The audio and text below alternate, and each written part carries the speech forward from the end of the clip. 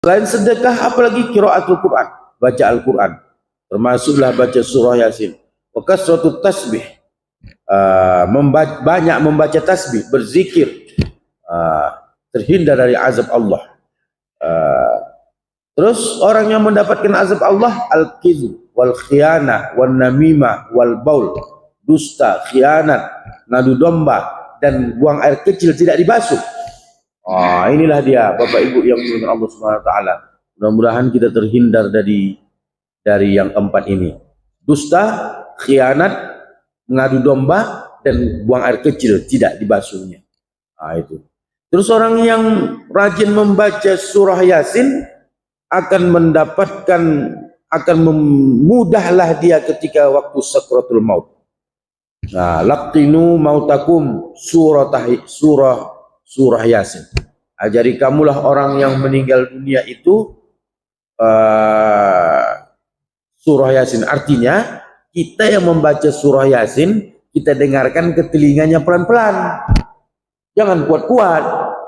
Saya berapa kali saya disuruh ditelepon orang, ada 2-3 kali lah, Ustadz, ya bapak saya sakratul maut, tolong Ustadz dulu ke rumah sakit, di ruang ICU Pak Ustadz ya, tolong dulu bacakan surah Yasin dulu ke bapak saya. Saya bilang, insya Allah Bu, tapi saya bukan membunuh orang tua ibu ya, saya bilang.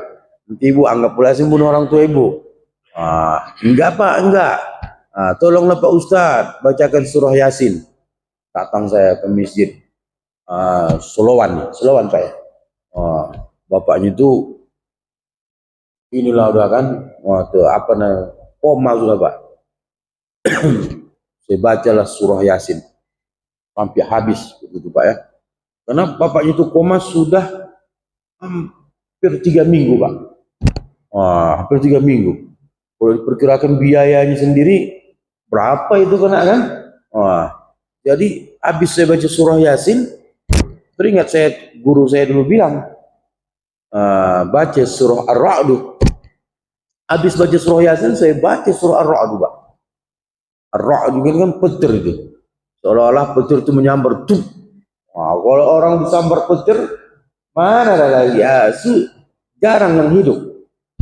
Seolah-olah seperti itu. Bukan di mayat itu disambar petir. Artinya gambarannya membaca surah Ar-Ra'd itu seperti itu. Dibacakan 2 surah. Surah Yasin, surah Ar-Ra'd. Habis itu pergilah saya pulang. Permisilah Bu ya. Mudah-mudahan 2 gondangnya kalau enggak sehat dipanggil Allah. Ya enggak apa-apa Pak Ustadz, terima kasih banyak. Ya Bu, pulanglah saya ke rumah. Sampai ke rumah, buka pintu, tenang-tenang sedikit, telepon. Pak Ustadz, bapak saya sudah meninggal dunia. Itu.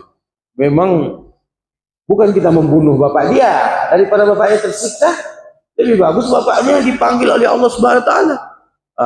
Gitu Pak kan?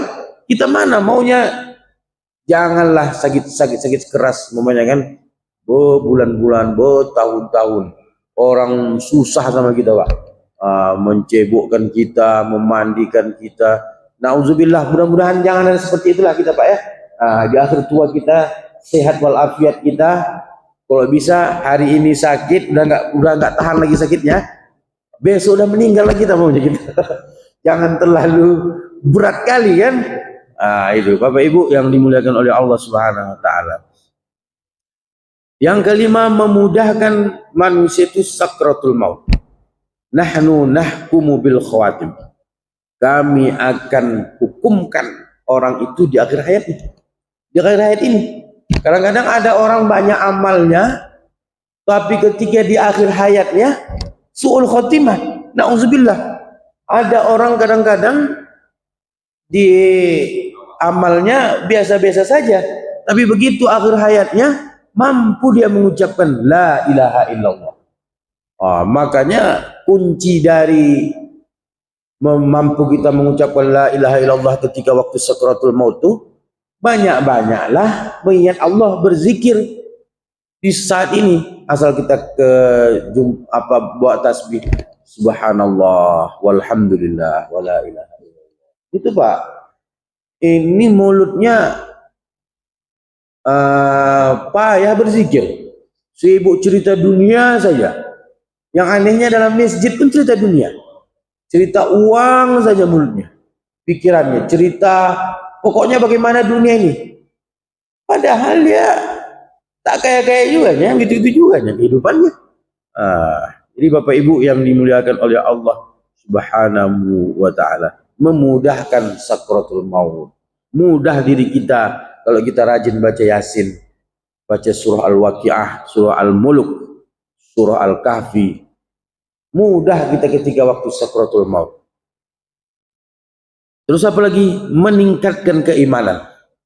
Orang yang suka membaca surah Yasin, imannya selalu bertambah. Al-imanu yazid wa yanqus. Iman ini kadang bertambah, kadang berkurang.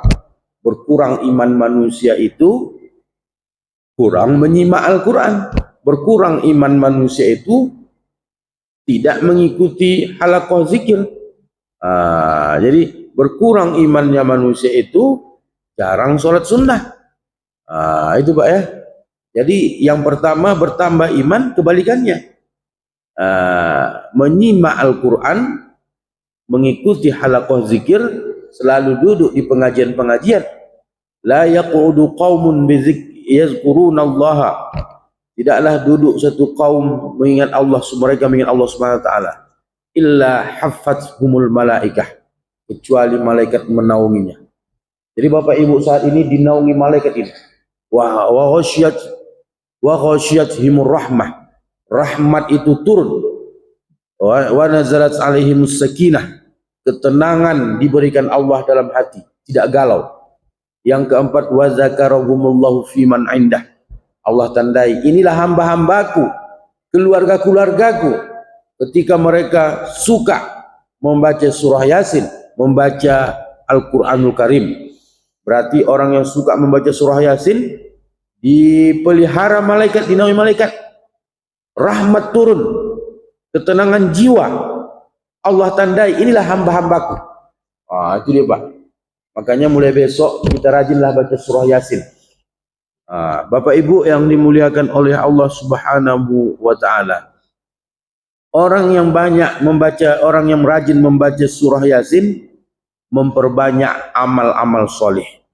Orang yang rajin membaca surah Yasin, rajin dia sholat sunnah setelah baca surah Yasin, sholat sunnah diperbanyaknya, maka dia termasuk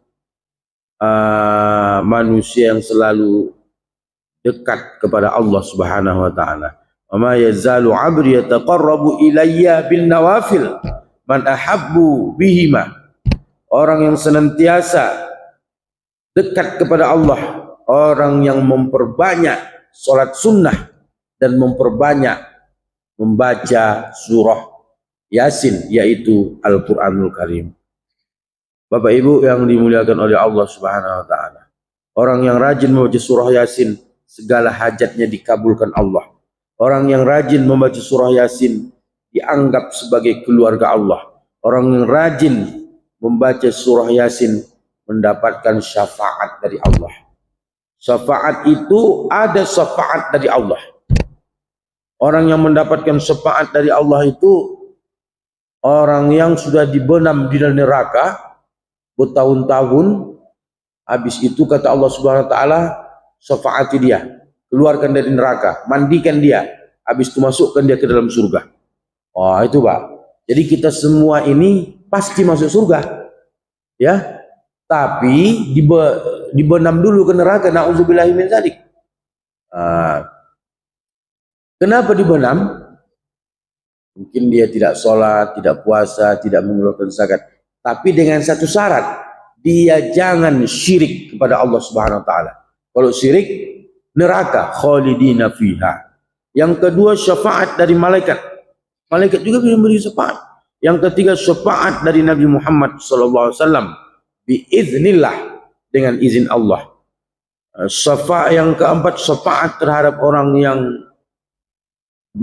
dikarenakan dia mampu mengucapkan la ilaha illallah. Man qala la ilaha illallah fi akhiri umrihi pada akhir umurnya dakhalal jannah, masuk ke dalam surga.